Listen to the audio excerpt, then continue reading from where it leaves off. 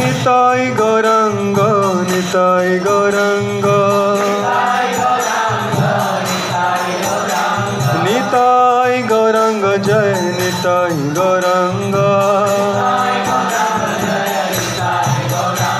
Oh Nitai Gauranga, Jai Nitai Gauranga, Nitai Gauranga, Jai Nitai Gauranga. Nitai Gauranga Jaya Gaura Hari, Oh Gaura Gaura Gaura Hari, Oh Jai Sachinandana Gaura Hari, Oh Nitai Gauranga Jaya Gaura Hari, Nitai Gauranga Jaya Gaura Hari, Oh Jaya Sachinandana Jaya Sachinandana, Oh Jaya Sachinandana Jaya Sachinandana, Oh Jaya Sachinandana Gaura Hari, Oh Gaura Gaura Gaura Hari, Oh Nitayra Pranadhan Gaura Hari, Jayo Jagannatha Jagannatha Baladeva Jai Subhadra,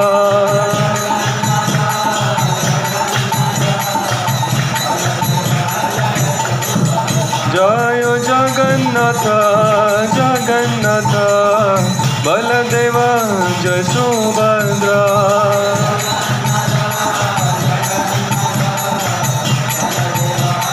Nitai Gaur Hari Bol Hari Bol Hari Bol Gaur Hari Bol,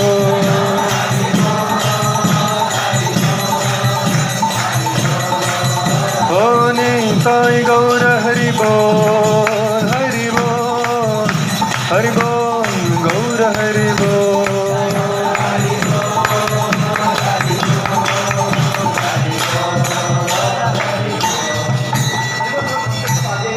जय श्री हरि नाम संकीर्तन की, निताई गौर परमानंदे, श्रील प्रभुपाद की, अनंत कोटि वैष्णववृंद की। ओम अज्ञानातिमिरन्धस्य ज्ञानाञ्जनशलाकया चक्षुरुन्मिलितं येन तस्मै श्रीगुरवे नमः। श्रीचैतन्यमनोभीष्टं स्थापितं येन भूतले स्वयं रूप कदा मह्यं ददाति स्वपदान्तिकं। वन्देऽहं श्रीगुरो श्रीयुतापदकमलं श्रीगुरून् वैष्णवांश्च श्रीरूपं साग्रजातं सहगणा रघुनाथान्वितं तं सजीवं साद्वैतं सावधूतं परिजनासहितं कृष्णचैतन्यदेवं श्रीराधाकृष्णपादान् सहगणललिता श्रीविशाखान्वितांश्च। हे कृष्णा करुणा सिन्धो दीनबन्धो जगत्पते गोपेश गोपिका कान्त राधाकान्त नमोऽस्तुते। तप्त कांचन गौरांगी राधे वृंदावनेश्वरी वृषभानुसुते देवी प्रणमामि हरिप्रिये। वाञ्छाकल्पतरुभ्यश्च कृपा सिन्धुभ्येव च पतितानां पावनेभ्यो वैष्णवेभ्यो नमो नमः। नमः ॐ विष्णुपादाय कृष्णपृष्ठाय भूतले श्रीमते भक्तिवेदान्त स्वामिनिति नामिने।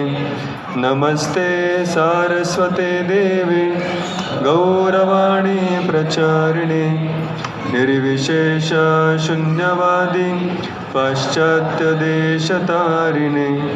जय श्री कृष्ण चैतन्य प्रभु नित्यानंद श्री अद्वैत गदाधर श्रीवासदि गौर भक्तवृंद। हरे कृष्णा कृष्णा कृष्णा हरे हरे, हरे राम राम राम हरे हरे। हरे कृष्णा। तो सभी भक्तों का हम हार्दिक स्वागत करते हैं आज के इस विशेष उत्सव में, जहाँ पर हम गुंडीचा मार्जन का उत्सव मना रहे हैं। तो हालांकि भगवान कहते हैं गीता में, मैं क्यों आता हूँ, यदा यदा ही धर्मस्य ग्लानिर्भवति अभ्युत्थानम तदात्मानं सृजाम्यहम् परित्राणाय साधूनां विनाशाय च धर्म संस्थापनार्थाय समः। तो धर्म की स्थापना करने के लिए भगवान आते हैं, इसलिए भगवान जो भी करते हैं वो हर चीज़ से धर्म की स्थापना हो रही है। यद्यद आचरति तत्श्रेष्ठः तत्तत् एव इतरो जनः स यत् प्रमाणम कुरुते लोकस्तत् अनुवर्तते। तो जो श्रेष्ठ व्यक्ति करते हैं अपने आप बाकी जो साधारण लोग हैं उसका अनुकरण या अनुसरण करते हैं, करना चाहिए। तो इसलिए हम देखते हैं कि कृष्ण जो हालांकि सारे ब्रह्मांडों के ऊपर जो विरजा नदी है उसके उस पार पूरा आध्यात्मिक जगत है, जिसके बारे में हमारे साइंटिस्ट को या हमें बिल्कुल भी जानकारी नहीं है। लेकिन भगवान गीता में बताते हैं, न तद भासयते सूर्यो न शशांको न पावकः यद गत्वा न निवर्तन्ते तद धाम परमम्। तो ये पूरी भौतिक दुनिया एक अंधकार में प्रदेश है, एक बहुत छोटा सा एरिया है पूरे सृष्टि का। उस छोटे से अंधकार में प्रदेश में बहुत सारे ब्रह्मांड है, बहुत सारे प्लैनेट्स है, उसमें हम सब लोग रह रहे हैं। या कभी कभी भगवान के जो प्रकाश है उसका रिफ्लेक्शन सूरज करता है, तब जाके इस दुनिया में थोड़े समय के लिए थोड़ा प्रकाश दिखता है, वरना जब सूरज नहीं होता तब क्या होता है, अंधकार होता है। तो ऐसे जैसे कोई मान लीजिए कोई व्यक्ति बहुत बड़ा घर बनाए, बंगला बनाए, सब तरफ चकाचौंध लाइट वाइट शैंडिलियर सब लगा देता है, लेकिन फिर भी घर में कुछ ऐसा हिस्सा होता है जो अंधेरा वाला होता है। स्टेयरकेस के नीचे, कपाट के नीचे कहीं तो अंधेरा होता है, छोटा सा जगह होता है वो। वैसे भगवान का धाम है, पूरा उनका घर है, प्रकाशमान है। न तद भासित सूर्य न शशांको न पावक, जहाँ पे सूरज चंद्र अग्नि इलेक्ट्रिसिटी की कोई आवश्यकता नहीं है, लेकिन उस पूरी सृष्टि का एक हिस्सा है जो ढका हुआ है अज्ञान से, और इसलिए वहाँ पर अंधकार है। और उस अंधकार में हम सब लोग रह रहे हैं, जहाँ पर किसी को अपने बारे में पता नहीं है, जीवन क्या है वो भी पता नहीं। जैसे अंधकार में बहुत सारे कीड़े मकोड़े रहते हैं, कभी अचानक साफ सफाई करने निकलते, जैसे आज निकले थे तो अचानक कहीं पानी मारा तो बहुत सारे बाहर आते, या फिर झाड़ू लगाया तो बहुत सारे मकड़ियाँ बाहर आती। अरे ये सब भी थे क्या, पता ही नहीं चलता ये थे करके। तो वैसे हम सब अंधकार में घूम रहे, यहाँ वहाँ पता नहीं कहाँ जा रहे, क्या कर रहे हैं, जीवन का लक्ष्य क्या है। लेकिन ये छोड़कर भगवान का अपना धाम है, उस धाम में भगवान के कई सारे अनगिनत प्लैनेट्स हैं। यहाँ पर हम कुछ प्लैनेट्स के बारे में जानते हैं, यहाँ पे भी अनगिनत प्लैनेट्स है, लेकिन इसके 3-4 गुना ज़्यादा प्लैनेट्स और सृष्टि भगवान के धाम में है। Unlimited variety, unlimited bliss, unlimited प्रकार के भगवान के साथ संबंध है। उन सारे धामों में और वैकुंठ में जो भगवान का सबसे ऊंचा धाम है वो है गोलोक वृंदावन। वहाँ पर कृष्ण विराजमान है।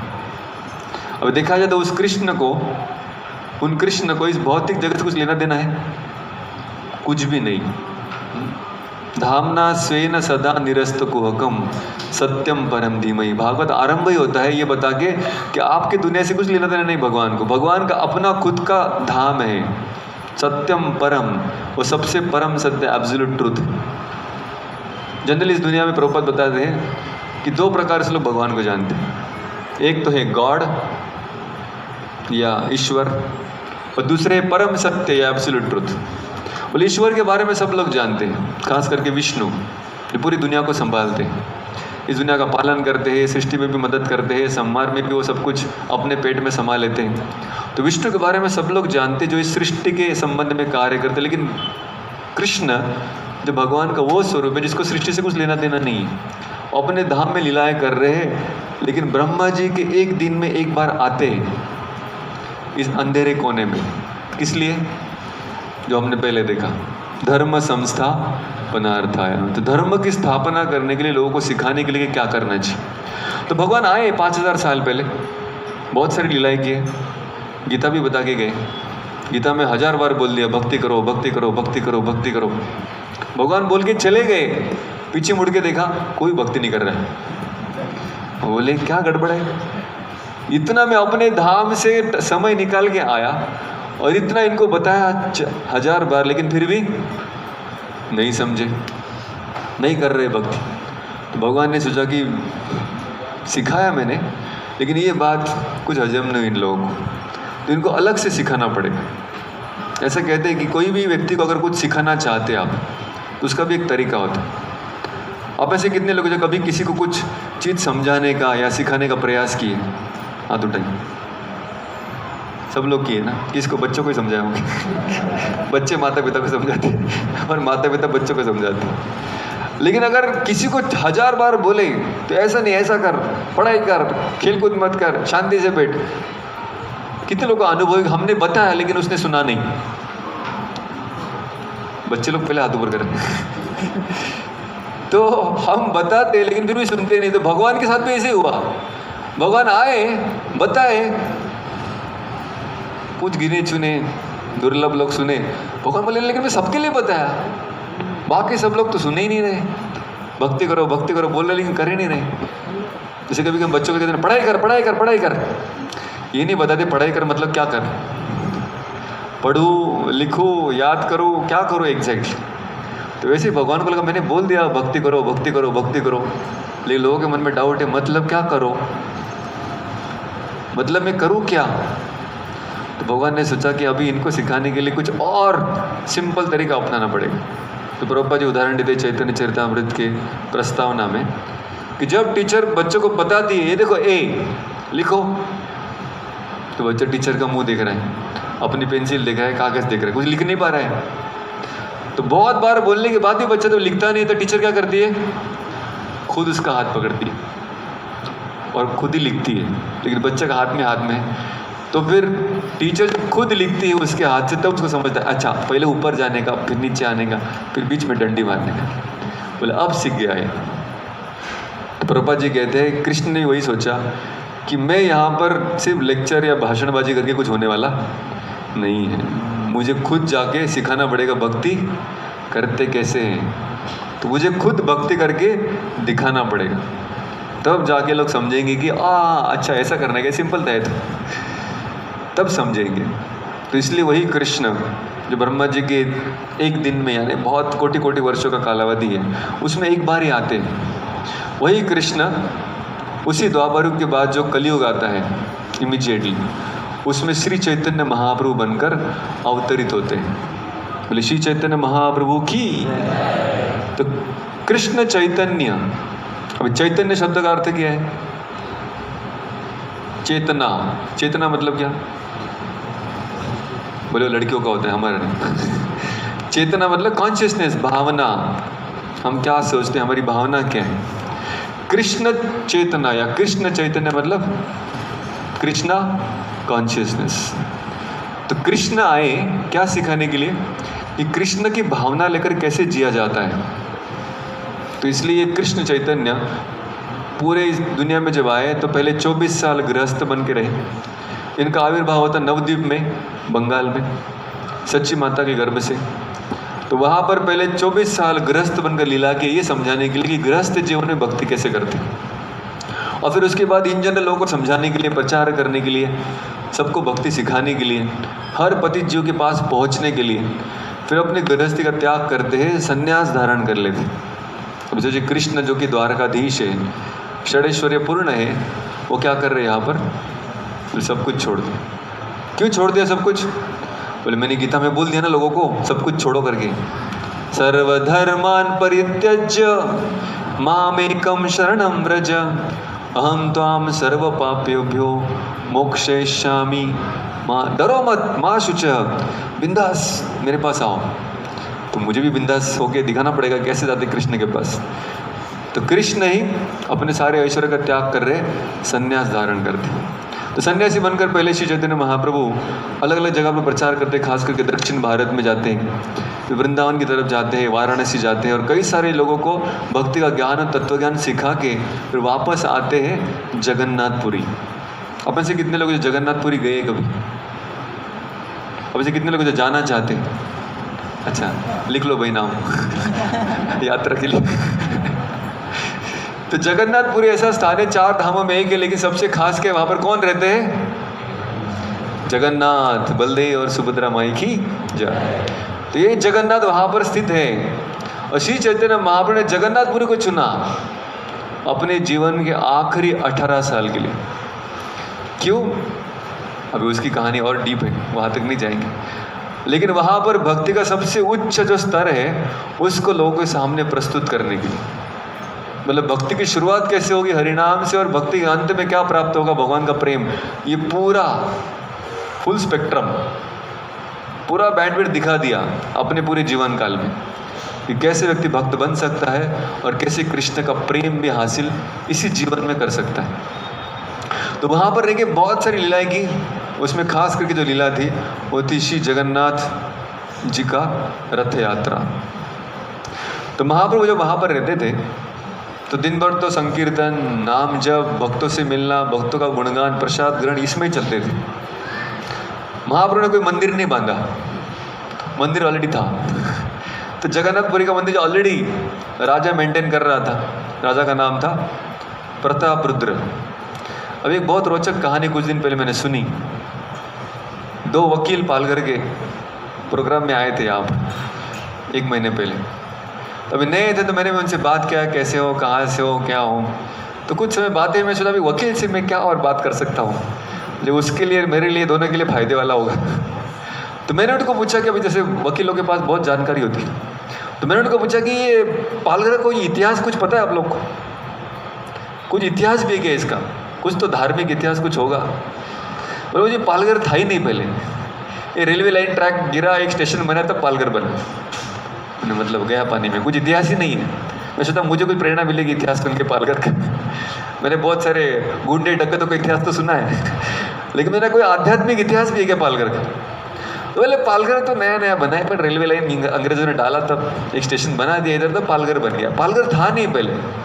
तो पहले था क्या जिसके लिए स्टेशन बना? बोले पहले माहिम था। कितने लोग जानते हैं माहिम? यहाँ पर सब लोग जानते हैं। तो मैंने कहा माहिम का इतिहास क्या है? उसका कुछ इतिहास होगा। बोले माहिम में वाडवर नाम की कम्युनिटी रहती है, हम सब जानते हैं। मैंने कहा ये कैसे आए यहाँ पर? बोले एक राजा था ओडिशा का। दोनों ने कहा, अभी दोनों डिवोटी नहीं, इन दोनों ने कहा ओडिशा का एक राजा था, उसका नाम था प्रताप बिंब। एक ने कहा, दूसरे ने कहा नहीं प्रताप रुद्र था। मैंने कहा ठीक है समझ गए, कौन से साल की बात है? तो उन्होंने कहा ये 1630-35 की बात है, जब ये राजा ओडिशा से यहाँ पर आया था पालघर में, और उसके साथ बहुत सारे उसके परिवार, अभी राजा चलता है तो अकेला नहीं चलता है, बहुत सारे सेवक, सैनिक, उनके परिवार सब लोग आए थे, और वो यहाँ पर माही में रुका था। इसलिए माही में जो मंदिर बना है देवी का, वो तो मैंने देखा नहीं अभी तक। बोले वहाँ पर देवी का मंदिर बना है, उसका कलश, गुम्बज और जगन्नाथपुरी का जगन्नाथ मंदिर का कलश सेम है। कितने लोगों ने देखा है माही का देवी का मंदिर? कुछ लोगों ने देखा है, तो शायद वो गवाही दे सकते हैं, विटनेस। तो उन्होंने कहा कि इसलिए ये जो कम्युनिटी यहाँ का, इसका ओरिजिन उड़ीसा से। मैंने कहा वो इम्पोर्टेंट नहीं है, प्रतापरुद्र नाम इम्पोर्टेंट है। क्योंकि ये तो भक्त था, वैष्णव था, सिर्फ वैष्णव नहीं था, गौड़ीय वैष्णव था। और ये गौड़ीय वैष्णव यहाँ पर माहिम में आके रुका था। बोले नहीं यहाँ पे कुछ दिन रहा, तो यहाँ से फिर आगे निकल गया, तो फिर मुंबई जो अभी बना उधर के टापू में भी रुका था। तो वहाँ पर कुछ दिन रुका, तो वहाँ जहाँ पर रुका उसका भी नाम माहिम हो गया। तो पहले ये महिम बना, बाद में वो महिम, तो ये बड़ा महिम है वो पहला वाला, फिर वो महिम बना। अभी इनका कुछ गौड़ी वैष्णव, इनको चैतन्य महाप्रभु को ने पता नहीं, इनको प्रताप राजा को ने पता नहीं, उनको ये भी नहीं पता कि ये गौड़ी वैष्णव का मंदिर है। वो ऐसे आए थे क्योंकि उनकी लड़की यहाँ पर गोपाल फन स्कूल में आई थी, तो उनको कुछ उसका बर्थडे था, तो उस दिन वो लोग दोनों आए थे पेरेंट्स। तो फिर ऐसे ही बात किया तो उन्होंने बताया। जय श्री श्री राधा गोकुल बिहारी भगवान की जय, श्री गौरांग महाप्रभु की जय। तो यही प्रतापरुद्र राजा उस समय जगन्नाथपुरी में राज्य कर रहा था।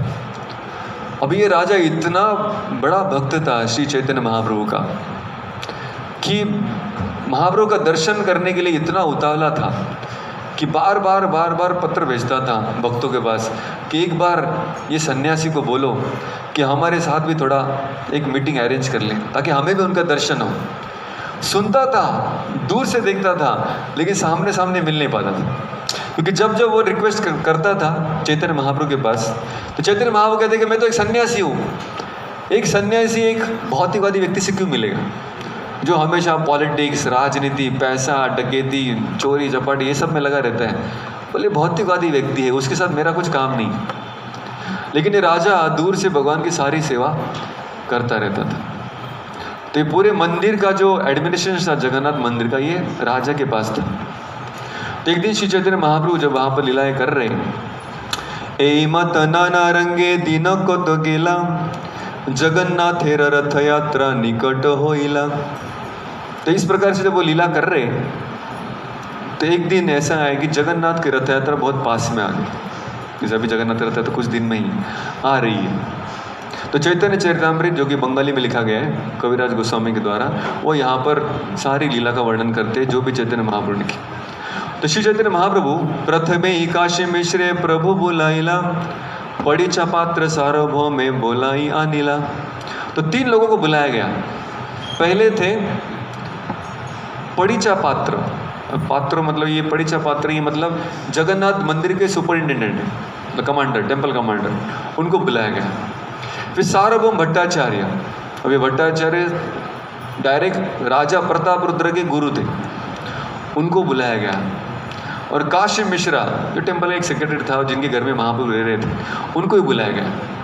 तीनों को बुला के महाप्रभु ने कहा, 3 जन पाशे प्रभु हासिया कोहिया गुंडीचा मंदिर मार्जन सेवा मागे नीला। तो महाप्रभु ने हाथ जोड़ के विनती किया कि मेरी एक इच्छा है कि मैं चाहता हूँ कि इससे पहले कि जगन्नाथ रथ में बैठकर गुंडीचा मंदिर में जाए, तो मैं उस गुंडीचा मंदिर का मार्जन साफ सफाई करना चाहता हूँ, अगर आप लोग की परमिशन है तो। देखिए कौन है श्री चैतन्य महाप्रभु? साक्षात कृष्ण। वो यहाँ पर हाथ जोड़ के विनती कर रहे हैं कि मुझे मेरे ही मंदिर का मार्जन करना है।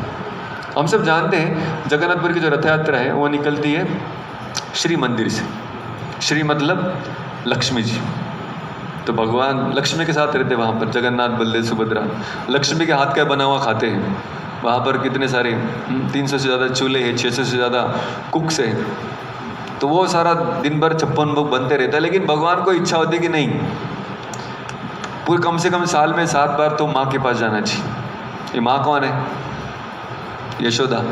यशोदा कहाँ है कि जगन्नाथपुरी में? यशोदा जगन्नाथपुरी में नहीं है। लेकिन जगन्नाथ जी का जब प्राण प्रतिष्ठा हुआ, जब मंदिर की स्थापना हुई, तो राजा इंद्रदुम्न ने जब स्थापना की, तो जगन्नाथ जी ने पूछा था कि तुमने इतना बड़ा मंदिर बनाया, मेरे लिए निर्माण किया, तुम्हारे लिए मैं प्रकट हुआ हूँ, मांगो कुछ वरदान मांगो। तब राजा ने 3 वरदान मांगे थे। पहला वरदान मांगा था कि आप ये वरदान दो कि आपका हाथ कभी सूखे नहीं। उससे पहले मांगा था कि आपका दर्शन कभी बंद ही ना हो। तो जगन्नाथपुरी जाएंगे तो दर्शन बंद ही नहीं होता है। रात को 11:30-12 बजे दर्शन बंद होता है हमारे लिए, फिर देवताओं के लिए खुलता है। बहुत बड़ा अच्छा श्रृंगार होता है जब हमारे दर्शन बंद होता है। तो श्रृंगार क्यों किया? क्योंकि बड़े लोग VIP लोग मिलने के लिए आने वाले। तो पूरा दिन भर, मतलब शायद 1-2 घंटा भगवान सोते रहेंगे, बाकी पूरा दिन भर दर्शन खुला। तो भगवान ने बोल देता था तू दर्शन खुला रहेगा।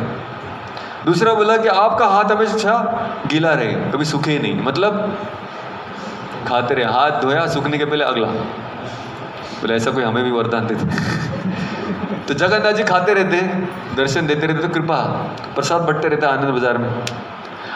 और जगन्नाथ बोले ये सब तो मेरे लिए मांग रहे हो, या लोगों के लिए मांग रहे हो, लोगों के लिए दर्शन दो, खुद खाओ, तुम्हारे लिए कुछ मांगो। तब राजा कहता है कि वरदान दो कि मेरी कभी कोई संतान ना हो, मैं बिना संतान का रहूं। बोले ये क्या वरदान है कि शाप है? बोले नहीं, यही वरदान चाहिए कि मंदिर तो मैंने स्थापित कर दिया, लेकिन ऐसा ना हो जाए कि आगे जाके मेरे बेटे बोले कि हमारे बाप का है, तो ये हमारे खानदान का है, तो कोई खानदान इसको ना चलाए, इसलिए मेरी कोई संतान नहीं है, सिर्फ आपका और आपके भक्तों का रहे। तो जगन्नाथ जी ये सुनकर इतने भावुक हो गए। बोले ठीक है, आपने मांगा है तो वैसे ही होगा। लेकिन बाजू में राजा की पत्नी खड़ी थी, वो तो दुखी थी कि मेरी कोई संतान नहीं होगी। तो जगन्नाथ जी समझ गए, जगन्नाथ जी का कोई दुख करने की बात नहीं है, आज से मैं आपका बेटा हूं, मैं और बलदेव भी साथ में। तो उन्होंने कहा कि फिर वो जो रानी थी इंद्रद्युम्न राजा की, उसका नाम था गुंडीचा। उसने फिर जगन्नाथ जी के लिए जो मंदिर बनाया वो बन गया गुंडीचा मंदिर।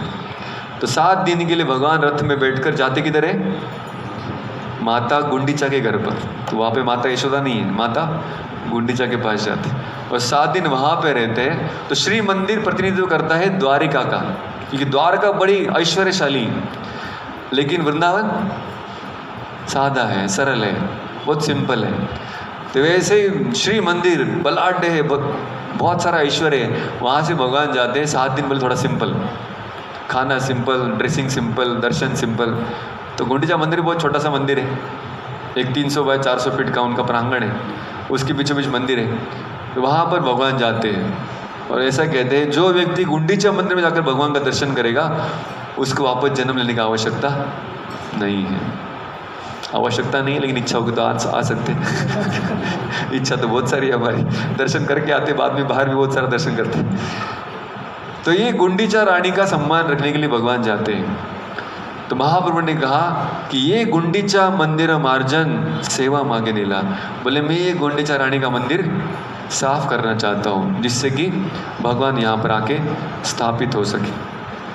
पड़ीचा कहे आमी सब सेवक तोमार, ये तोमार इच्छा से ही कर्तव्य आमार। बोला अरे भगवान आप तो स्वतंत्र ईश्वर है, आप जो इच्छा करेंगे वो हमारे लिए आज्ञा है। आपने बोला मंदिर साफ सफाई करना है, हो जाएगा। विशेष राजा आज्ञा हो इच्छा हमारी। बोले राजा ने हमें विशेष आज्ञा दिया है, क्या? प्रभुर आज्ञा यही से ही शीघ्र करी बारे। बोले जो जो श्री चैतन्य महाप्रभु आज्ञा देंगे तुरंत फटाफट काम हो जाना चाहिए। तो पहली बार आपने कुछ बोला है मंदिर में करने के लिए, हो जाएगा। वैसे तो ये सेवा आपकी योग्य नहीं है, तुम्हार योग्य सेवा नहीं मंदिर मार्जन। बोले आपको तो भगवान को श्रृंगार करना चाहिए, आपको तो भगवान को आलिंगन करना चाहिए, आप ये मंदिर को झाड़ू पोछा करने का सेवा क्यों मांग रहे हैं? लेकिन ये एक लीला कर ये तुम्हारा मन, लेकिन ये आप कुछ मन में रख कर रहे हैं, ये आपकी एक लीला है, इससे आप जगत को कुछ सिखाना चाहते, इसलिए आपकी जो भी इच्छा होगी वो होगा। तो अभी आप अगर सेवा करने के लिए आएंगे तो आप तो अकेले नहीं आएंगे, है कि नहीं? जैसे कोई बड़ा आदमी साफ सफाई करने लगता है तो क्या होता है, बोले प्रभु जी आप रहने दीजिए हम करते, तब तक सब लोग खड़े रहते हैं। जैसे कोई बड़ा व्यक्ति साफ सफाई करने लगेगा तो बाकी सब लोग बोले हम भी करेंगे हम भी करेंगे हम भी करेंगे, तो फिर फैशन बन जाता है, ट्रेंड बन जाता है। तो ये समझ गया पुजारी कि साक्षात भगवान साफ सफाई करने के लिए आएंगे तो फिर यहाँ पे तो भीड़ मच जाएगी, इतने लोग आएंगे कि फिर कुछ कंट्रोल नहीं रहेगा। किंतु घट सम्मार्जनी बहुत चाहिए। बोले बहुत सारे घट यानी घड़े लगेंगे, और सम्मार्जनी यानी झाड़ू जो मार्जन करते हैं, बोले बहुत सारे लगेंगे।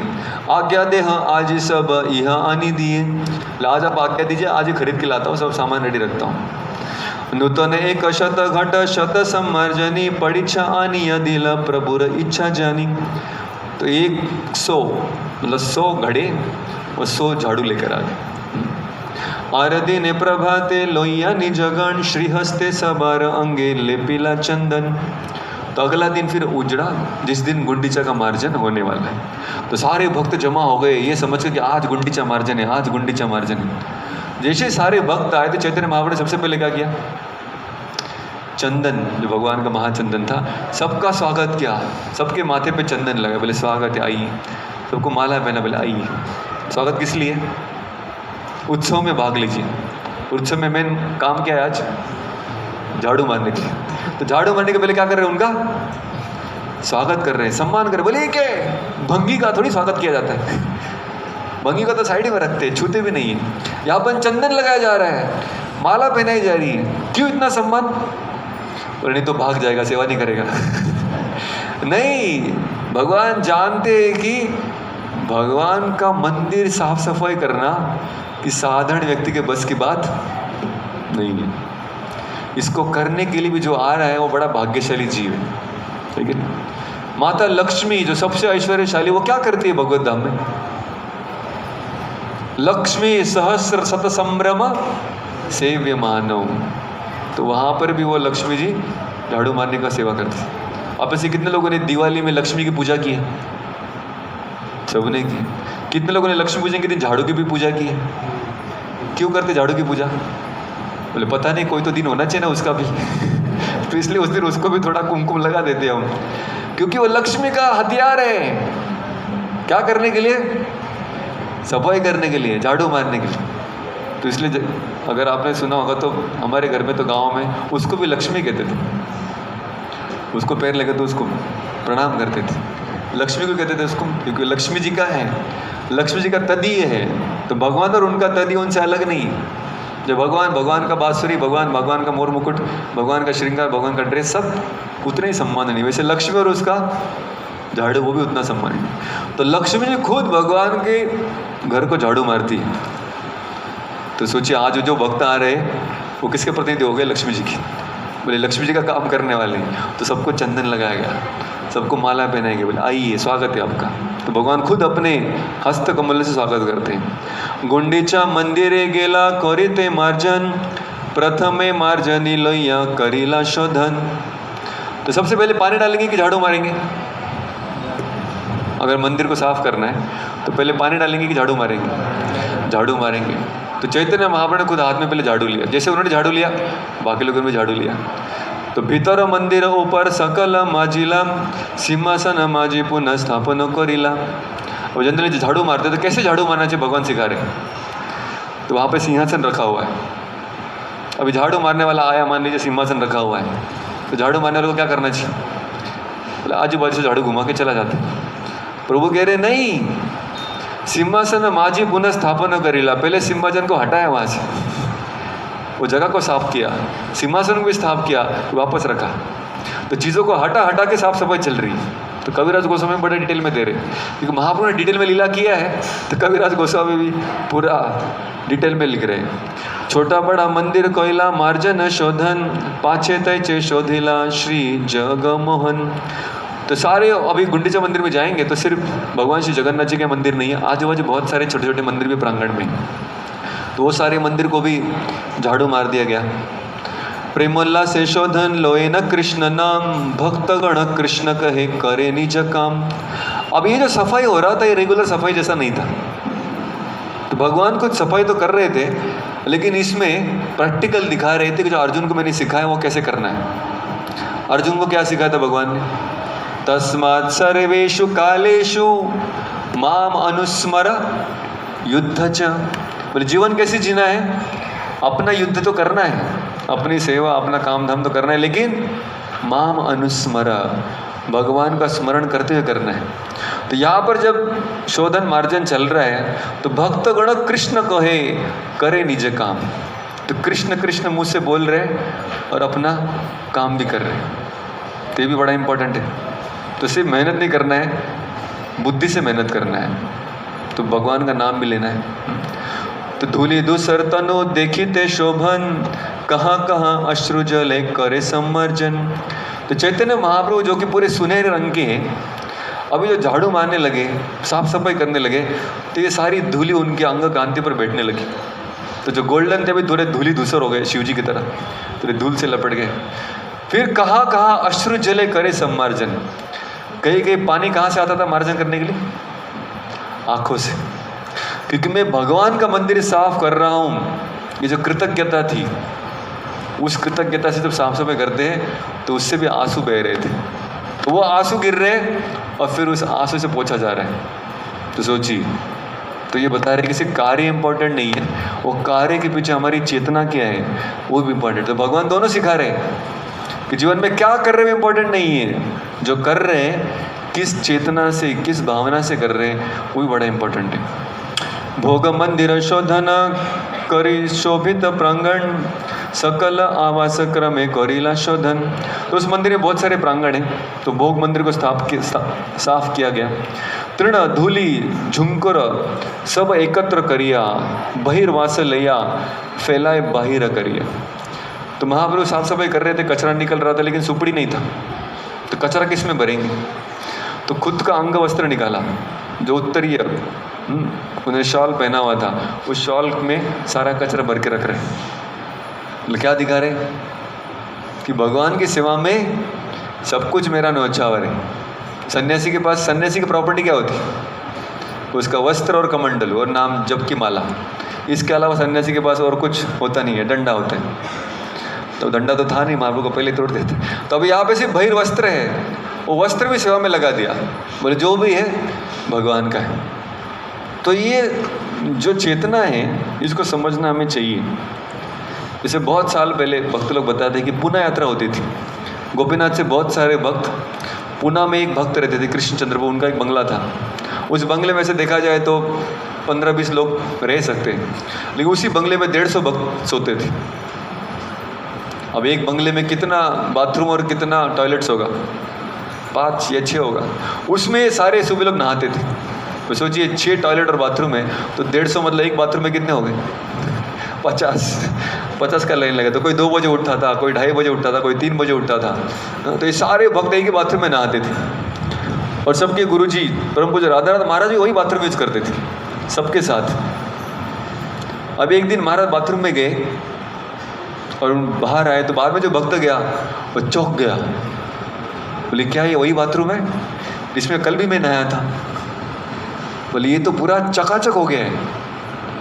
तो समझ में आ गया कि अंदर तो गए थे, सिर्फ नहाए नहीं, लेकिन 50 भक्तों ने 2-3 दिन जो खराब किया था वो सब कुछ खुद अपने हाथों से साफ भी किए। और साफ सफाई के लिए कुछ सामान तो लेके नहीं गए थे, तो जो भी अपना बहिर्वस्त्र था, उत्तरीय था सन्यासी का, उससे ही साफ सफाई किए थे।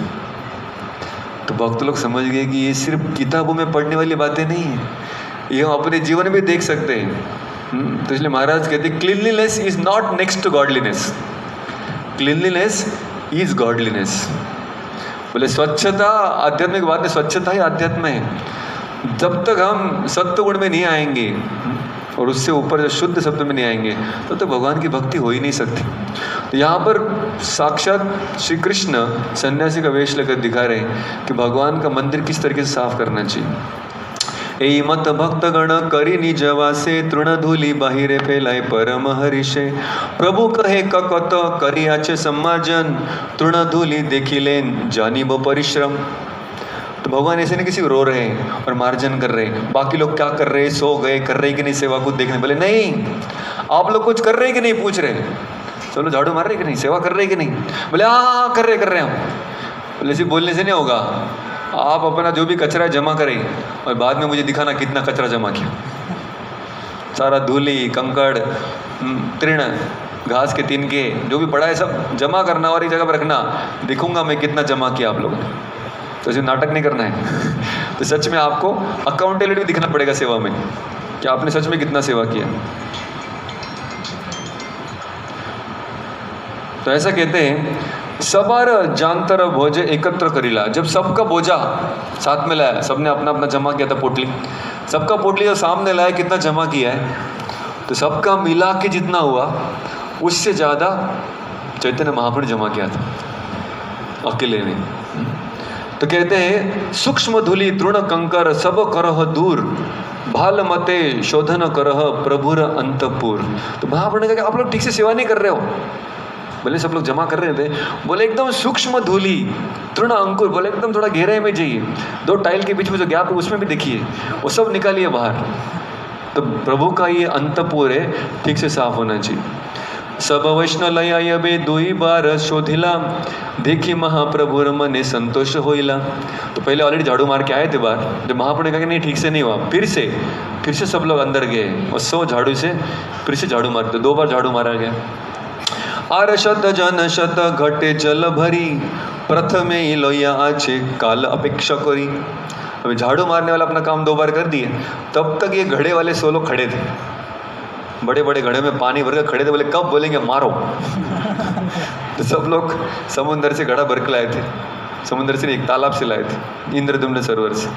तो सब लोग घड़ा भर करते हैं। जब तालाब का पानी भी थोड़ा दूर पड़ने लगा तो वहाँ पे कुआं है, उधर से भी निकालना चालू की।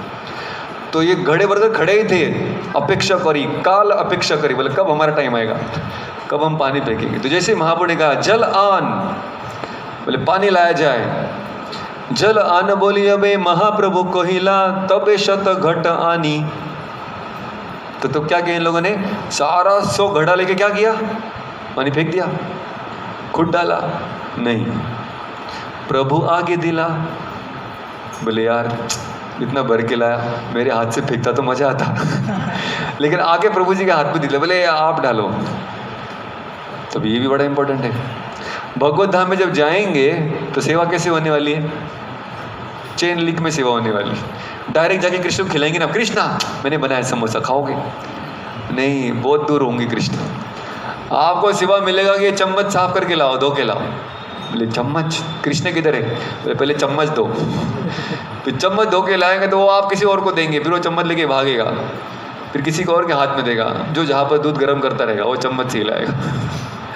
फिर वो दूध गर्म करके और किसी को देगा, फिर उसको वो पनीर फाड़ेगा, फिर उसके गोले बनाएगा, फिर वो पाक में डालेगा, फिर रसगुल्ला बनेगा, फिर वो अगले गोपी को जाएगा, फिर मंजीरी को जाएगा, फिर ऐसा करते करते राधा जी के पास जाएगा, राधा जी खिलाएगी।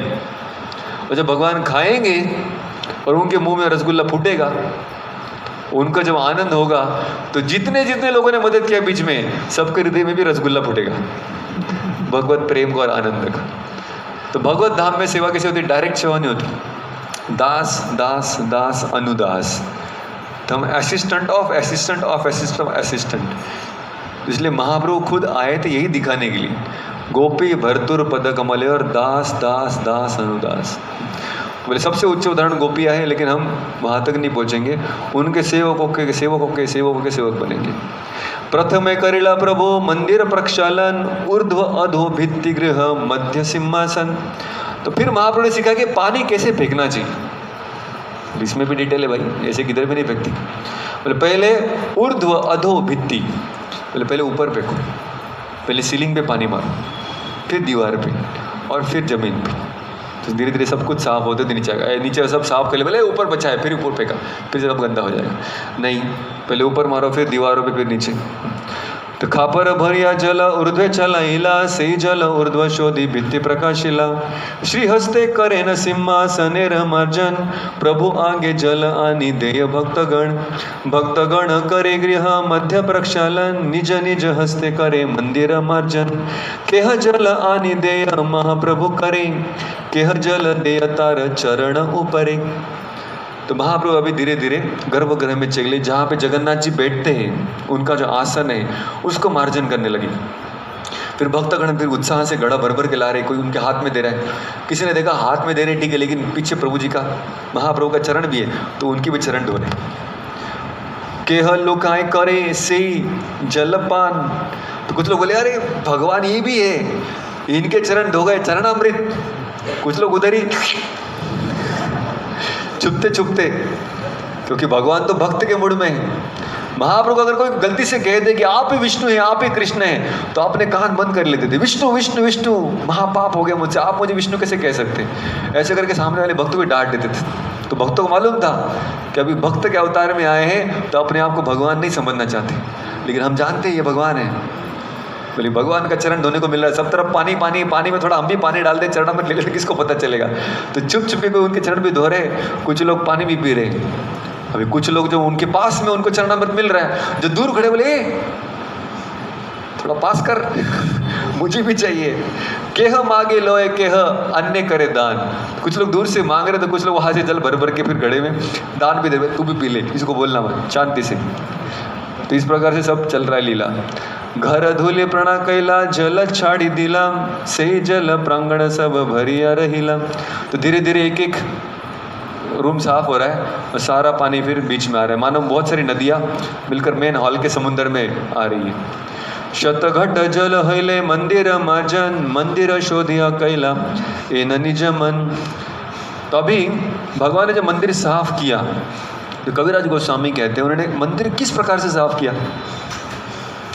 बोले उन्होंने मंदिर ऐसा साफ किया जैसे मानो उनका मन हो, ए ना निज मन।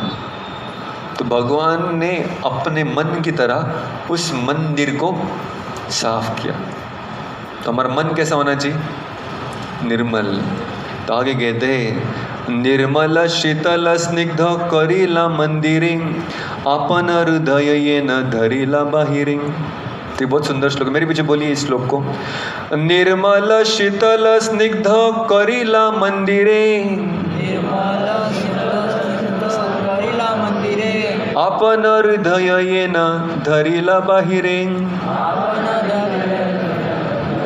तो 3 गुण बताए गए मन के जो भगवान को अच्छे लगते। वो क्या है? निर्मला, शीतला और स्निग्ध।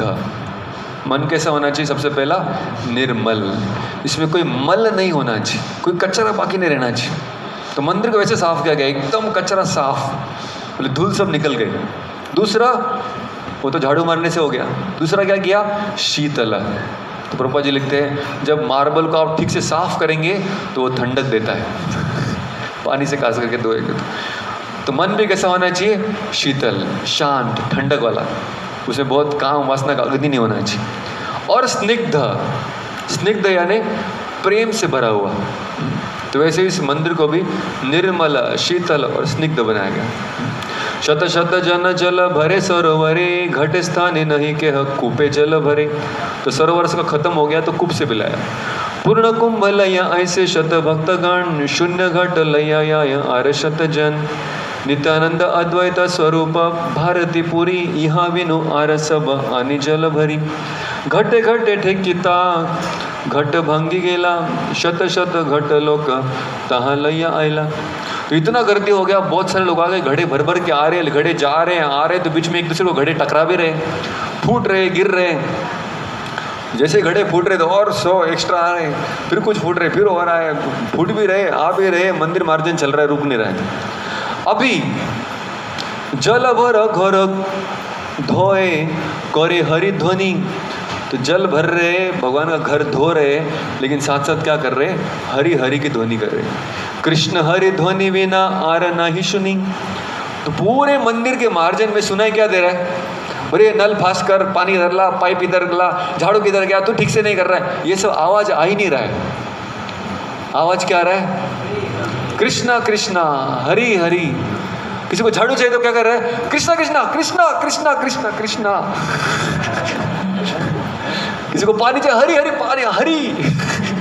तो सब तरफ कृष्ण और हरि छोड़ के और कुछ आवाज आ ही नहीं रही। कोई बीच में रहे हरि हरि हरि, तो सब हरि कृष्ण राम, इसके अलावा कुछ ध्वनि आ ही नहीं रहा है। कृष्ण कृष्ण कही करे घटे र प्रार्थन। जो घड़ा चाहिए प्रार्थना करे, घड़ा दे यार। तो बोल क्या करा है? कृष्ण कृष्ण कृष्ण कृष्ण कही करे घट समर्पण। तो घड़ा दे भी रहा है तो कृष्ण कृष्ण, ले रहा है तो कृष्ण कृष्ण। ए कहे से कहे कृष्ण नामे, कृष्ण नाम होइला संकेत सब कामे। सब काम का संकेत कृष्ण नाम से हो रहा है। प्रेमावेशे प्रभु कहे कृष्ण कृष्ण नाम, एकले प्रेमावेशे करे शत जनेर काम।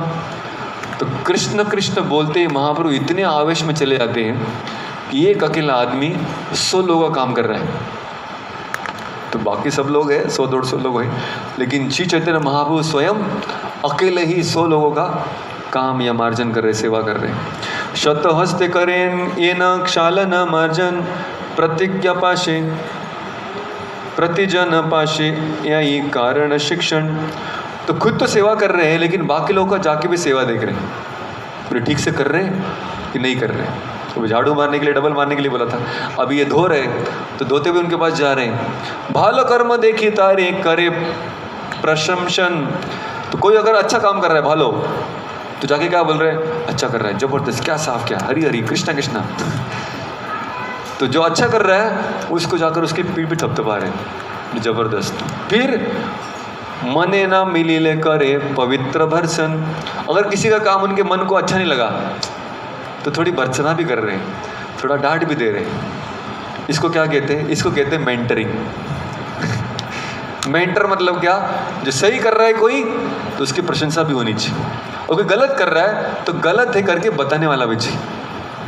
इसलिए ऐसा कहते हैं, अगर किसी को हमें कुछ सिखाना है कि भाई जीवन में करना क्या है, तो सिखाना सिर्फ किसी को शिक्षा देके, जैसे हमने पहले देखा, किसी को बोलेंगे ऐसा नहीं ऐसा करो तो सुनता नहीं आदमी, तो सुनेगा कैसे? तो किसी को भी अगर आप चाहते हैं कि आपके मन के अनुसार कोई काम करे, तो उसके लिए 4 स्टेप का फॉर्मूला है। आप में से कितने लोग चाहते हैं कि जो आपके मन में है वैसे ही सामने वाला काम करे?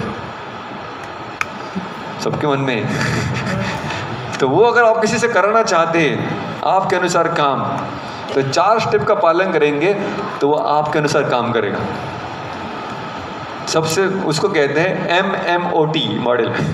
तो वो बहुत ही जगत में काम करता है, लेकिन यहाँ पर महाप्रभु सेम फॉर्मूला यहाँ पर अपने जीवन में दिखा रहे हैं। MMOT, फर्स्ट M मतलब मॉडलिंग। मॉडलिंग मतलब क्या?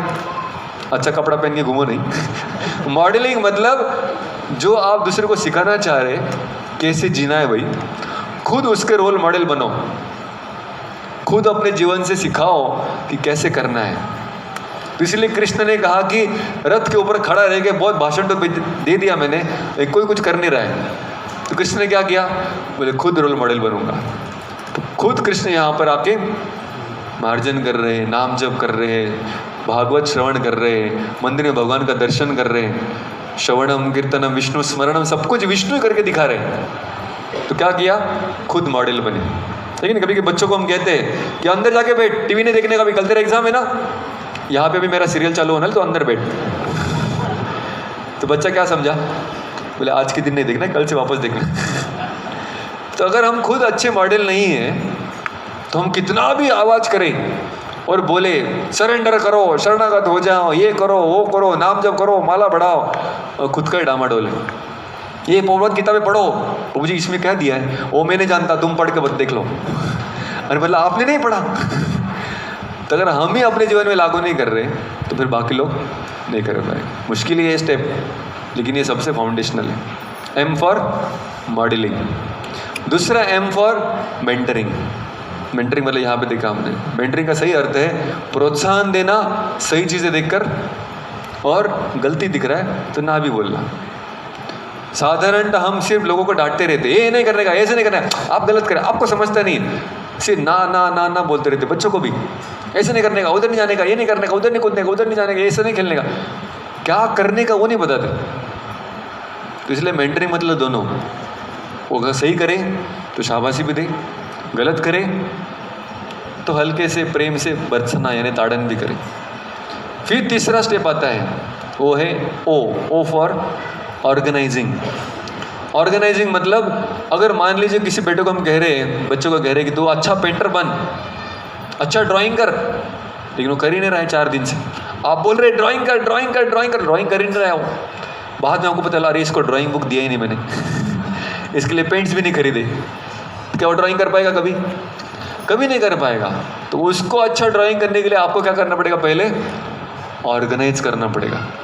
तो इसके बाद ड्राइंग बुक है कि नहीं, इसको टीचर है कि नहीं, इसके पास colour pencil, colour box, pencil सब कुछ है कि नहीं, आपको पहले ऑर्गेनाइज करके देना पड़ेगा, तभी जाके उपदेश दे सकते हैं। बिना ऑर्गेनाइज किए सिर्फ उनको बोल नहीं सकते कि आप ऐसा करो। जय श्री राधा गोकुल बिहारी भगवान की जय, श्री गौर निताय की जय।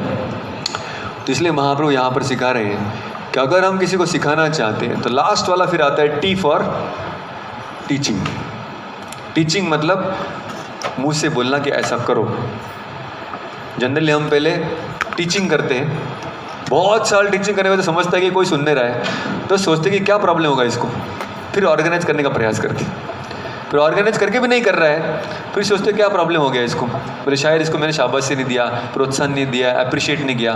फिर हम मेंटरिंग में आते हैं, मेंटरिंग कर रहे, खिला रहे, पिला रहे, केयर ले रहे, सब कुछ हो रहा है, फिर भी ये सुन नहीं रहा है। फिर समझ में आता है कि मेरी उदाहरण में ही खोट है।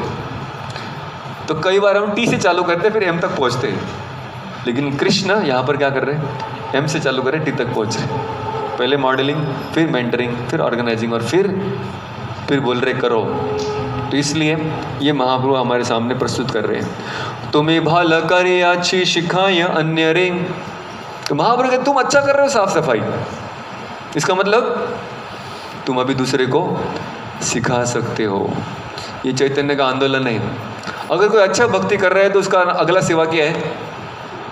दूसरे को सिखाए कि अच्छा भक्ति कैसे कर सकते हैं। तुम्हें भालो करी आचिन, और तू अच्छा कर रहा है, सिखाए अन्य रे, तो दूसरे को सिखाओ कैसे साफ सफाई करना है। ए मत भालो कर्म से ही ये न करें। तो ये इसको कहते हैं एम्पावरमेंट। एम्पावरमेंट मतलब जब हम लोगों को आगे बढ़ावा देते हैं। तू भी शिक्षक बन, तू भी आगे बढ़, तेरे हाथ में भी आंदोलन है, तू भी इसको आगे बढ़ा सकता है, तो उससे वो आगे बढ़ता है। तबे प्रक्षालन कैला श्री जग मोहन भोग मंदिर आदि, तबे कैला प्रक्षालन। तो इस प्रकार से महाप्रभु बहुत डिटेल में जाके पूरे मंदिर का शोधन करते हैं और फिर भक्तों को कहते हैं अभी सब लोग 2 लाइन में बैठ जाओ। किस लिए? 2 लाइन में पंक्ति में बैठ जाओ, एक इधर एक इधर। किस लिए बैठने के लिए बोले महाप्रभु? और इतना मेहनत किया आप लोगों ने, अभी प्रसाद नहीं, तो अभी थोड़ा ठीक से देखो कुछ बचा है क्या अभी भी? तो भक्त लोग बोले लाइन में बैठे, हमको लगा प्रसाद ही बांटने वाले हैं। महाप्रभु ने कहा नहीं नहीं नहीं नहीं, प्रसाद को टाइम है, अभी तो आरती होगा, उसके बाद प्रसाद होगा। बोले अभी आपने तो झाड़ू से कर दिया, गड्ढे से ऊपर से पानी भी फेंक दिया, लेकिन अभी भी कहीं कहीं छोटे छोटे कण बाके अपने हाथ से उठाओ अभी, और फिर सबको लगाते हैं। सेकंड टाइम, सेकंड सर्विंग नहीं, सेकंड बार सेवा, एक्चुअली सर्विंग। तो उसमें फिर मंदिर को और ठीक से साफ सफाई करते हैं और फिर महाप्रभु कहते हैं अभी आपने बहुत मेहनत किया है तो थोड़ा सा विश्राम करते हैं, क्षण भर के लिए विश्राम करते हैं। बोले अभी हम क्या करेंगे? अभी भक्त बोलते अभी प्रसाद मिलेगा नहीं, मिलने अभी कीर्तन करेंगे। फिर सब लोग कीर्तन में नाचते गाते घंटों घंटों तक उसी मंदिर में जो साफ किया अभी। और फिर कीर्तन करने के बाद अभी बोले अभी थक गए, अभी क्या करेंगे? बोले अभी तो दे दो प्रसाद। ऐसा उधर कोई नहीं बोल रहा है। तो वहाँ पर कहते हैं अभी हम प्रसाद लाएंगे। और फिर मंदिर के जगन्नाथ मंदिर के पुजारी को बोलते कि लेके आओ, सारा रात वक्त जगन्नाथ जी ने कहा सबको बांटो। और फिर लेके आते सब भक्तों को बिठाते, फिर महाप्रभु सबका नाम लेकर अरे इसको पूरी दो, इसको लाफड़ा दो, इसको पिठा दो, ये सारे उड़ीसा के आइटम सबको खिलाते। बोले ये किधर है? बोले हरिदास किधर? हरिदास ठाकुर कहाँ है? हरिदास ठाकुर एकदम बूढ़ा आदमी है, बहुत ज़्यादा सेवा भी नहीं किया होगा, बहुत ज़्यादा घड़ी भी नहीं उठाया होगा, लेकिन पूछ रहे वो कहाँ है? तो हरिदास कौन में खड़ा? बोले महाप्रभु मैं इधर हूँ, मैं खड़ा हूँ, आप ले लीजिए पहले, जब आपका प्रसाद हो जाएगा तो जो महाप्रसाद बचेगा तो आपका जो दास है गोविंद वो देगा, वो मैं खाऊंगा, अभी आप ले, मैं बाद में लेने वाला। बोले हाँ ठीक है ठीक है। वहाँ मानते जानते कि ये बहुत नम्र है, अभी खाएगा नहीं सबके साथ, बाद में ही खाएगा। बोले ठीक है बाकी लोग ले लो, ये बाद में खाएगा। तो इस प्रकार सबको खिलाते हैं। स्वरूप दामोदर गोस्वामी जो साक्षात ललिता सखी है वो सबको प्रसाद बांट रहे हैं, वो और उनके साथ 7 लोग हैं जो प्रसाद बांट रहे हैं। तो 7 और स्वरूप दामोदर 8 मिलकर जब सबको प्रसाद बांट सबका हो जाता है, फिर ये 8 लोग बैठते हैं प्रसाद खाने के लिए। जब इनका प्रसाद हो जाता है तो चैतन्य महाप्रभु को भी खिलाते हैं, और जब चैतन्य महाप्रभु को हो जाता है तब गोविंद बैठता है और उसके साथ हरिदास ठाकुर भी बैठते हैं। तो इस प्रकार से भी सबका प्रसाद हो जाता है। तो ये लीला से हम क्या सीखते हैं? तो भक्ति सिद्धांत सरस्वती ठाकुर इसके ऊपर बहुत सुंदर तात्पर्य लिखते हैं। In commenting on the cleansing of Gundicha temple, Srila Bhakti Siddhanta Saraswati Thakur says that Sri Chaitanya Mahaprabhu, as the world leader, was personally giving instructions on how one should receive Lord Krishna within one's cleansed and pacified heart. Prabhupada ji के गुरु भक्ति सिद्धांत सरस्वती ठाकुर कहते हैं कि ये मंदिर मार्जन की लीला से भगवान कौन से धर्म की स्थापना कर रहे हैं, क्योंकि जो भी करते हैं वो धर्म संस्थापनार्थाय संभवामि युगे युगे। तो यहाँ पर ये मंदिर का मार्जन करके कौन सा धर्म स्थापन कर रहे हैं? वैसे तो चैतन्य महाप्रभु इस जगत में आए युग धर्म लेकर। इस युग के लिए धर्म क्या है? कलयुग के लिए हरे नाम हरे नाम एव केवलम कलौ नास्तेव नास्तेव नास्तेव गतिरन्यथा। कलयुग में युग धर्म हरिनाम संकीर्तन है। हरिनाम मतलब जब भगवान को हम पुकारते किस लिए? इस हृदय को साफ करने के लिए, लेकिन तो जैसे जगन्नाथ जी भी इस मंदिर में आके रहेंगे एक दिन, तो इसलिए मंदिर का इतना सफाई कर रहे हैं। हम जो भक्ति कर रहे हैं, इस भक्ति का अंतिम ध्येय क्या है? मन मन मंदिरे रहो निशिदीन कृष्ण मुरारी, श्री कृष्ण मुरारी। तो मेरे मन मंदिर में एक बार तो आ जाओ गिरधारी, प्यारे आ जाओ गिरधारी।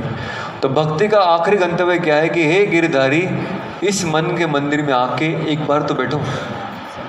तो अगर भगवान को मंदिर में बुला रहे तो इतना मंदिर का साफ सफाई कर रहे, तो अगर भगवान को अपने मन में बुला रहे तो क्या मन का साफ सफाई नहीं करना पड़ेगा? कितने लोग अपना मन का साफ सफाई कर रहे हैं? रोज कर रहे हैं, स्क्रबर लेकर। हरे कृष्णा कृष्णा कृष्णा हरे हरे, हरे राम राम राम हरे हरे। इसलिए 16 माला करते हम। बोले एक मंत्र से होगा नहीं, एक माला से होगा नहीं, इतना कचरा है, इतना कचरा है, जितना साफ करने लगता है उतना निकलते जाते हैं। जैसे भक्त लोग भी साफ सफाई कर रहे थे, बोले प्रभु जी पहले लग रहा था कुछ साफ सफाई करने की जरूरत नहीं है, साफ ही है सब कुछ। जैसे ही पानी मारा इतना गंदगी बाहर है। तो वैसे कभी कभी भक्त लोग कहते हैं प्रभु जी नाम जब करने के पहले अच्छा इंसान था मैं, ये जब से जब कर रहा हूँ ना अंदर और मन भटक रहा है ऐसा लग रहा है। खास करके नाम जब करता हूँ तब ज़्यादा भटकता है। कितने लोगों का अनुभव ये है? तो जब नाम से तभी भागता है, तभी सारे विचार आते हैं, ऐसे ऐसे विचार जो पहले भी नहीं आते थे। पहले अच्छा आदमी था मैं, अभी ये सारे विचार मन में थे पहले, अभी पानी मारा तो बाहर आ गया अभी दिखाई दे रहा है। लेकिन किसी कमरे में अगर बहुत दिन से धूल जमा है, अंदर प्रवेश करेंगे ताला खोल के तो लगेगा साफ ही तो है। लेकिन जैसे झाड़ू हाथ में लगे क्या होगा? सारा नाक में आँख में चले जाएगा। बोले बाप रे कितना था यार। तो वैसे ही जैसे हरिनाम का नाम जब चालू करते तो धूल उठता है, तो क्या करना चाहिए फिर? बोले नहीं यार बंद करो सफाई, ये बहुत धूल दिख रहा है, इतना धूल देख के डिप्रेशन आ रहा है, इतना गंदा है मेरा मन। नहीं, रुक जाएंगे तो मल फिर से बैठ जाएगा। क्या करना पड़ेगा? सेकंड सर, और एक बार, और एक माला, और एक माला। आज क्या कल भी करना है, सालों साल। क्या चल रहा है? चेतो दर्पण मार्जनम।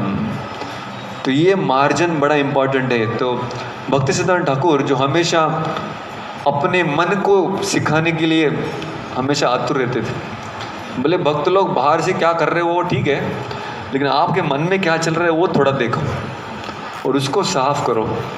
तो वो कहते कि जब महाप्रभु कह रहे हैं कि छोटा छोटा कचरा भी बाहर निकालो, बड़ा बड़ा तो निकाल दिया, तो हमारे मन में भी बड़ा बड़ा कचरा भी है और छोटा छोटा कचरा भी है।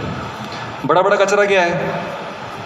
काम, क्रोध, लोभ, मोह, मद, मत्सर, ये तो एकदम बड़ा बड़ा है, तुरंत दिखता है, खुद को भी दिखता है, सामने वाले को भी दिखता है। जो क्रोध होता है तो सबको दिखता है, तो ब्रह्म होते हैं, अहंकार होता है, गर्व होता है, सबको दिखता है। हमको लग रहा है कि मेरे अंदर नहीं, लेकिन बाजू वाले को ठेस पहुंच रहा है, उसको समझता है कितना वजन लेके चल रहा है, साफ कर इसको, गंदा कहीं का। तो नाम जब करते तो पहले सब निकलने लगता है बाहर, काम क्रोध लोभ मोह मद से चला जाए। तो महाप्रभु कहते हैं अभी काम आधा ही हुआ है और बचा है अंदर। बोले प्रभु जी ये निकालते निकालते जीवन चला जाएगा, इसके अंदर भी और कुछ है। बोले हाँ इसके अंदर भी है। तो इसके अंदर क्या है? इसके अंदर कहते निषिद्धाचार, कुटी नाटी, जीव हिंसन, पूजा लाभ प्रतिष्ठादि, उपशाखा गण। बोले ये अंदर और 6 है। बोले वो क्या है? बोले निषिद्ध आचार, नियम पालन कर रहे हो लेकिन कभी कभी नियमों का भंगन कर रहे हो, निषिद्ध आचारों को भी अपने जीवन में स्वीकार किया। कुटी नाटी यानी सामने कुछ दिखा रहे लोगों को, अंदर कुछ और चल रहा है, डिप्लोमेसी। जीव हिंसन, बाकी जीवों के ऊपर हिंसा कर रहे हो। मतलब प्रभुपाद जी लिखते तात्पर्य में यहाँ पर, जब हम प्रचार बंद कर देते हैं मतलब जीवों के ऊपर हिंसा कर रहे हैं, वो भी एक अनर्थ है। अपने आप में मस्त रहना और प्रचार करना ही नहीं, उसको भी निकलना है बाहर अंदर, वो भी कंफर्ट जोन एक। तो ये सारे प्रतिष्ठा आशा, बोले जो मैं कर रहा हूँ भक्ति उसके लिए लोगों ने मुझे अप्रिशिएट करना चाहिए, मेरा गुणगान होना चाहिए, मेरा नाम अनाउंस होना चाहिए, सम्मान मिलना चाहिए। तो ये प्रतिष्ठा और सम्मान की जो इच्छा है, ऐसे छोटे छोटे छोटे छोटे और भी कंकड़ तृण हृदय में बच जाते हैं। तो इसलिए हम जब नाम जब करते हैं, जैसे हाथ में झाड़ू लेंगे या स्क्रबर लेंगे, ऊपर ऊपर से घुमाएंगे, क्या कचरा साफ होगा? नहीं साफ होगा। लग रहा है लोगों को कि साफ कर रहा ही है, लेकिन साफ हो रहा है नहीं हो रहा है। वैसे नाम जब लेते दूर दूर जो बैठा उसको लगता है नाम जब ले रहा है, क्योंकि आवाज आता है हरे कृष्ण हरे कृष्ण हरे राम हरे कृष्ण हरे कृष्ण राम राम हरे कृष्ण हरे कृष्ण। बोले मशीन चालू है लेकिन क्लीनिंग नहीं हो रहा है, गुर गुर गुर करके आवाज आ रहा है। तो वैसे घिस के थोड़ा जोर लगाना पड़ेगा। जोर मतलब क्या, वो जो मन भटक रहा है ना उसको उसमें डालना पड़ेगा। लेकिन नहीं, वॉशिंग मशीन चालू किया, उसमें पानी डाला, वॉशिंग पाउडर डाला, इलेक्ट्रिक प्लग भी लगाया, चालू किया, आवाज भी आया, कपड़ा साफ होगा क्या? कपड़ा बाहर ही रखा है। पानी डाला, वॉशिंग पाउडर डाला, लेकिन कपड़ा नहीं डाला, तो क्या कपड़ा साफ होगा? नहीं होगा। तो वैसे माला लिया, हाथ भी डाला, मुंह से आवाज भी आया, मन साफ होगा क्या? मन डाला ही नहीं, साफ कैसे होगा? मन डालना पड़ेगा उसमें, ठीक है नहीं? तो भगवान को पुकारना पड़ेगा कि हे कृष्ण, हे श्रीमती राधारानी, कब तक आप मुझे ऐसे गंदा देखना चाहते हो? साफ करो तभी आपके पास आऊँगा, साफ करो हृदय को तभी आपको अंदर बिठा पाऊँगा। अंदर इतना कचरा भरा है, आप अंदर आए नहीं, जब तक आप अंदर आएंगे नहीं तब तक जीवन सफल होगा नहीं। तो इसलिए हर मंत्र के साथ, हर नाम के साथ हमें पुकारना पड़ेगा, बहुत दिल से, बहुत आतुरता से, बहुत मेहनत लगती है इसमें। ऐसे अगर पुकारते पुकारते 16 माला करेंगे ना, 16 माला के बाद थक जाएंगे, बोले बाप रे, एक्चुअल मेहनत उधर है। नहीं तो यहाँ वहाँ देखते देखते पर्दा ठीक कर रहे हैं, थोड़ा झाड़ू भी मार रहे हैं, थोड़ा व्हाट्सएप भी चेक कर रहे हैं, और बीच में आवाज़ भी आ रहे हैं, हरे के जाने के ना बोले हो गया, अरे बाप रे, फटाफट हो जाता है, कुछ नहीं, कौन बोला 16 महंगा है, मैं तो ऐसे ही कर लेता हूँ। हो गया, कब का हो गया, पता भी नहीं चला हो गया करके। पता नहीं चला वही दुर्भाग्य। लेकिन साफ सफाई का तो मेहनत होनी चाहिए, पसीना निकलना चाहिए, तब पता चलना चाहिए कि मेहनत हो रहा है। तो भक्ति चरण ठाकुर कह रहे हैं हमें कि चैतन्य महाप्रभु हमें सिर्फ मंदिर का मार्जन करने के लिए नहीं कह रहे, वो तो करना ही है, वो भी जरूरी है, लेकिन उसके साथ साथ हमारे हृदय का भी मार्जन करना चाहिए।